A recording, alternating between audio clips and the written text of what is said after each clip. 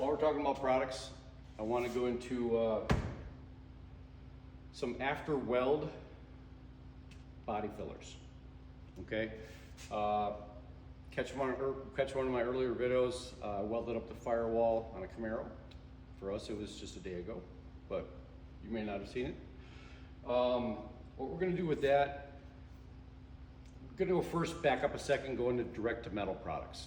Okay, there are products out there, direct to metal, even some primers that are direct to metal, like build primers. But what I like to do first, I'm going to get that thing sanded down. At the end of the video, we just basically cut out.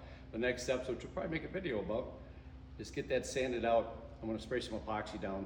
After that dries, you want to, of course, do some body filler, because your weld level on your metals may change. One was thicker than the other. That's what I came across on the Camaro. But you're going to want to body work it. So my personal preference is metal to metal. Okay, they say you can go direct to metal. It's not that I don't trust the product. I don't trust it myself. I like to go over epoxy anyways. I just never like to go direct to metal anymore with body fillers. Cut and dry. Why I like this and why it's necessary, instead of just grabbing like a Bondo body filler off the shelf. Okay, a lot of great products out there. A lot of great body fillers.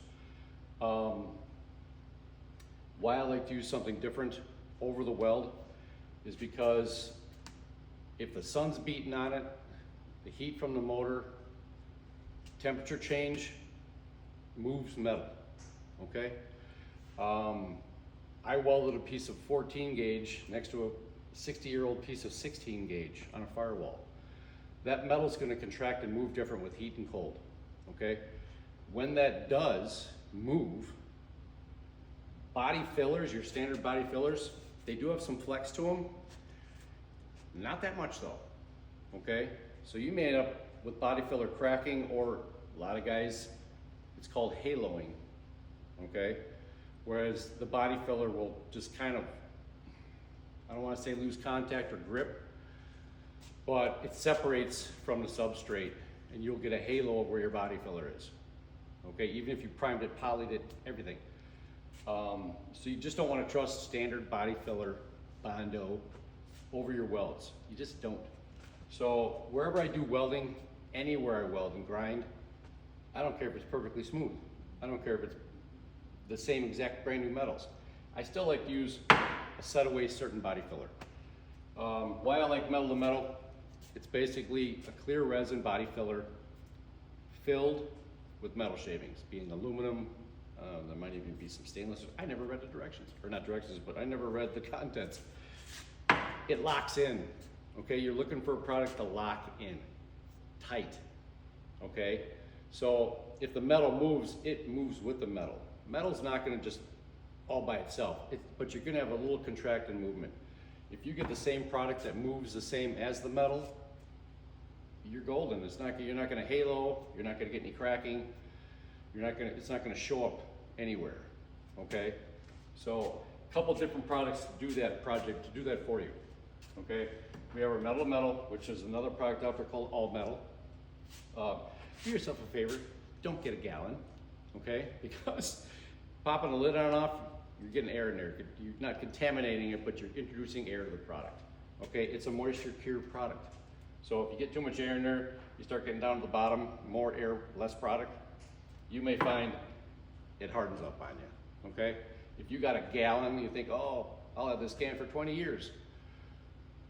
Ain't gonna work, okay? By the time you get to the bottom, if you're not using it every single day, all day long, just get the quart. Gallon saves you money, it does, but I don't wanna see you throw product away. Second, fiberglasses, okay? Fiberglasses are gonna lock. You're gonna want that tight bond, okay, with the product. It does great with sticking to epoxy, which I like to put it over. It doesn't have great direct to metal, but even if it says it does, you might not want to trust it. Use epoxy. Anyway, short strand body filler. Okay, you got small areas, like for instance, the Camaro behind, or the Mustang behind me. I weld up a lot of holes in the firewall, okay? So whereas this stuff takes, you want it to dry and harden, you want to give it an hour. If you're doing something quick, something small and thin, short strand fiberglass. It's great, works awesome, okay? Sand's good, of course it's hard as a rock. That's what you want. Long strand body filler, okay? These are all made by Evercoat. I don't know if you noticed, they're all made by Evercoat. I actually like Evercoat, apparently, because these are the ones I use. I didn't get into this one yet because that's a little different, but these three products are something you're gonna wanna concentrate on. After weld areas, your B-pillars, quarter panels, putting them on, welding patches in metal, in the middle of a fender or bottoms of your fenders. Where your weld seam is, use a quality product. Don't just go straight to body filler. You will regret it, okay? Promise you. Take the extra step, spend a little bit of money, not gonna break you, okay?